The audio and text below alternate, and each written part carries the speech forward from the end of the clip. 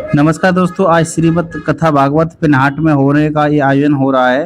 पिनहाट में ये आयोजन हो रहा है, ये है तपस्वी बाबा का स्थान और आप देख सकते हो ये 15 अक्टूबर से स्टार्ट हुई थी और आज 25 अक्टूबर है। आज 11वां दिन है, कल इसका भंडारा है।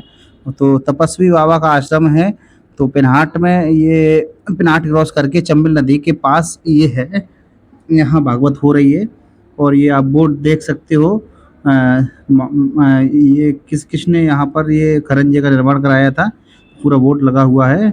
हम अंदर मंदिर के नज़ारा आपको दिखाएंगे पूरा, यहाँ पर क्या क्या है। और ये देखिए साधु संतों का भंडारा, एक यहाँ पर चाय वगैरह बन रही है और ये भंडारे के लिए सामान रखा हुआ है। ये सब मंदिर आप जो देख रहे हो यहाँ पर, ये एक किला दिख रहा है आपको। ये किला बहुत पुराना है, उसी के ठीक सामने ये आश्रम है। आप कभी भी आएँ इस आश्रम में घूमने के लिए। और आप देख सकते हो साधु संत बहुत अधिक मात्रा में हर जगह अपना आनंद ले रहे हैं। जो कथा हो रही है यहाँ पर, भागवत हो रही है, तो इसका बहुत आनंद ले रहे हैं। और महाराज जी यहाँ बता रहे हैं कि सामने ये मंदिर भी है। ये मंदिर आपको दिखाएंगे किसका है, यहाँ किसकी मूर्ति लगी हुई है। और महाराज जी ने बुलाया है हमें, टॉफ़ी दे रहे हैं, बच्चों को आशीर्वाद दे रहे हैं। और पार्ले की टॉफ़ी है, मैं इनके पास पहुंच रहा हूं टॉफ़ी लेने के लिए। टॉफ़ी का आशीर्वाद लेकर हम पहुंचे, बाबा से बात कर रहे हैं। बाबा जी कहाँ से हैं और क्या हैं, मतलब महाराज जी बता रहे हैं कि हम फिरोजाबाद से हैं और फिरोजाबाद के रहने वाले हैं। यह कथा का आयोजन कब से चल रहा है, महाराज जी बता रहे हैं ऐसी सारी। तो महाराज जी से हमारी वार्ता होती हुई, वार्ता में महाराज जी ने बताया था। दोस्तों मैं बता रहा हूँ आपको, महाराज जी फिरोजाबाद से हैं और यहाँ पर काफ़ी संख्या में। और यहाँ एक मंदिर है, ये आपको मंदिर दिखाते हैं। निषाद गोहराज महाराज जी का जो मंदिर है, कैमरामैन पास करके दिखाइए इस मंदिर को। तो यहाँ पर चंबल बैड़ में ये मंदिर बना हुआ है। यहाँ आपको जूम करके दिखाते हैं, बिल्कुल करीब से बताते हैं। ये आप देख सकते हो, ये तस्वीर लगी हुई है यहाँ पर, निषाद राज की तस्वीर लगी हुई है। ये इस मंदिर में पहली बार देखने को मिला और ये बहुत अच्छा मंदिर है और बहुत ही सुंदर नज़ारा है। और यहाँ आपको दर्शन कराते हैं शनिदेव महाराज जी के, इनके बगल में ही शनिदेव महाराज जी का मंदिर है और आप दर्शन कर सकते हो। यहाँ पर शनिदेव महाराज जी विराजमान हैं इसी धाम में। तपस्वी बाबा का जो आश्रम है, इसमें सभी महापुरुषों और महान मूर्तियाँ लगी हुई हैं। आपको मैंने जैसे दिखाया है, चंबल बेहड़ का पूरा नज़ारा आप कैमरे में देख सकते हो। पूछे पूरा बेहड़ ही बेहड़ है। तो इस आश्रम में बहुत खूबसूरत नज़ारा है, स्वस्थ हवाएं हैं। और यहाँ पर जो अभी भागवत हो रही है, पंडाल लगी हुई है, मैं आपको पूरा वहाँ का नज़ारा भी दिखाऊंगा। और तब तक ये नज़ारा देखिए कितना सुंदर नज़ारा है।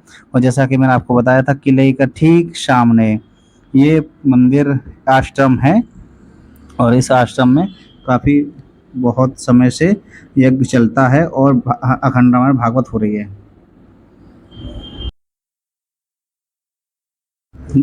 दोस्तों जैसा कि यहाँ आपको बताया, मंदिर बहुत भव्य है और हर इसमें मूर्तियाँ मिल जाती हैं, सभी देवी देवताओं की मूर्तियाँ विराजमान हैं।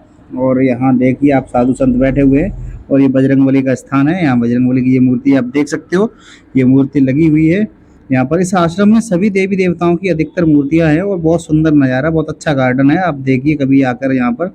और ये सामने भागवत चल रही है पूरा, आपको पास में जाके दिखाते हैं भागवत पंडाल का नज़ारा। कितना सुंदर व्यू है, आप यहाँ पर आइए और देखिए। कल यहाँ पर भंडारा होने वाला है और ये कथा चल रही है, भागवत चल रही है। और काफ़ी भीड़ में युवा के साथ श्रद्धालु उमड़े हैं और वृद्ध लोग काफ़ी लोग हैं और माताएं बहनें बहुत हैं, अधिक संख्या में हैं। जिस तरीके से भागवत का आयोजन हो रहा है उस तरीके से बहुत अच्छी संख्या में माता बहनें हैं। आपको मैं अभी शास्त्री जी के पास ले चलता हूँ और सुनिए शास्त्री जी के कुछ वचन। होकर के वो शमरासुर का वध करके पत्नी को साथ लेकर के श्री द्वारका धाम में आता है। श्री सुखदेव जी कहते हैं, राजन प्रद्युम्न जी जब से गए और लौट करके आए, तब तक भगवान कृष्ण की 16,108 उस मणि का जब पूजन किया जाता था, तो मंत्रोच्चार जब किया जाता था, 10 घंटे पूजन करने के बाद उस मणि में से 8 बार सोना निकलता था। 8 बार सोना, आप 8 भरी मत समझना, 8 तोला मत समझना। 8 बार सोना कहते हैं 2 कुंतल सोना से। इतना सोना उस मणि से नित्य प्रकट होता है। एक दिन सत्याजित उस मणि को कंठ में पहन करके भगवान की उन्होंने प्रजा के लिए उस मणि को मांगा, कहा इस मणि को हमारे राजकोष में जमा कर दो, कभी कभी अकाल पड़ता है, दुर्भिक्ष पड़ता है, तो लोगों की सहायता हो जाए करेगी। सत्याजित ने मना कर दिया, नहीं महाराज क्षमा कीजिए, मैं मणि नहीं दे सकता। तभी भगवान ने कहा कि आपकी जैसी इच्छा, हम क्या कर सकते हैं। तभी सत्याजित वहां से उठ के चले गए। एक दिन सत्याजित की छुट्टी, लेकिन प्रसन्न का कोई पता नहीं चला, बहुत जगह ढूंढा। जब प्रसन्न लौट के नहीं आया, उसे बड़ा दुख हुआ, भय की याद में वर्ष बैठा बैठा रोता रहता है। फिर सत्याजित के मन में एक बात आती है कि हो न हो कृष्ण ने मेरे भाई को मरवा दिया और मणि ले ली, मैंने मांगे से मणि नहीं दी, इसीलिए उसने मेरी मणि को मेरे भाई को मार करके ले लिया। उसने ये बात अपनी पत्नी को बता दी। धीरे धीरे पूरी द्वारका में ये बात फैल गई कि मणि के लालच में कृष्ण ने प्रसेन को मारा। रहे हैं मेरे गोविंद ने गुफा के द्वार पे आए, गुफा में प्रवेश किया तो जामवंत जी बैठे हैं, और जामवंत जी ने श्याम को देखा तो जामवंत जी श्याम को मारने के लिए दौड़े, और तभी दोनों में भयंकर युद्ध छिड़ गया। युद्ध करते करते जामवंत जी की नस नस ढीली हो गई। तभी जामवंत जी समझ गए हैं कि ये कोई साधारण पुरुष नहीं है, अवतार हो गया। हाथ जोड़ के खड़े हो गए, उस मणि को सत्याजित के पास में भेजा। अब सत्याजित को सच्चाई मालूम पड़ी तो वो बेचारा, उसे नींद नहीं आई कि मैंने तो भगवान को झूठा ही कलंक लगा दिया। तो उसने अपनी बेटी सत्यभामा का विवाह भगवान से किया और वो मणि कन्यादान में देने लगा। कन्या ने मणि को लौटा दिया, कहा आपकी बेटी स्वीकार है पर मणि नहीं लेंगे। इस प्रकार से तीसरा विवाह सत्यभामा के साथ हुआ। अभी आगे और भी विवाह है भगवान के। एक दिन भगवान पांडवों के यहाँ घूमने गए, पीछे से अक्रूर जी ने क्या किया कि सुधनवा को भड़का दिया। सुधनवा ने सत्याजित को मार करके मणि को ले लिया।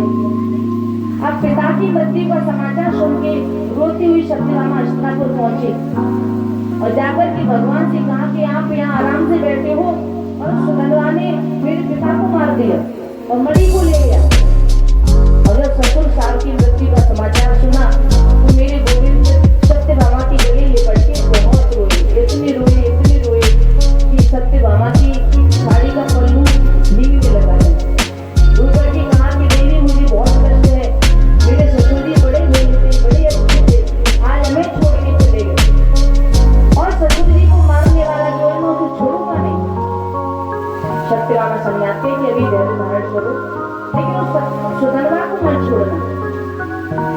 जब श्री सुखदेव जी ने कहा कि ससुर जी की मौत के कन्हैया बहुत रोए हैं, परीक्षित ने पूछा कि उसका विचार था कि 20 लाख कन्या हो गए तब मैं विवाह करूंगा। तो दुखी होकर कि उन बेटियों ने भगवान के लिए पत्र लिखा, प्रभु से मदद मांगी। भगवान ने ब्रह्मासुर को मार करके 16,100 के साथ में विवाह किया। अब भगवान की बच्चे हमारे भाई एक ही विवाह करते हैं, उससे भी दुखी हो जाते हैं कि पड़ी है बेचारे घरवाली मुझको कहते हैं हो बाजार क्यों न जाओ, हत्ते लाओ मिर्च लाओ कूटने की खाजे धनकुटा मंगाओ। अरे भैया शादी का बहुत बड़ा कर्रा लगता है, पत्नी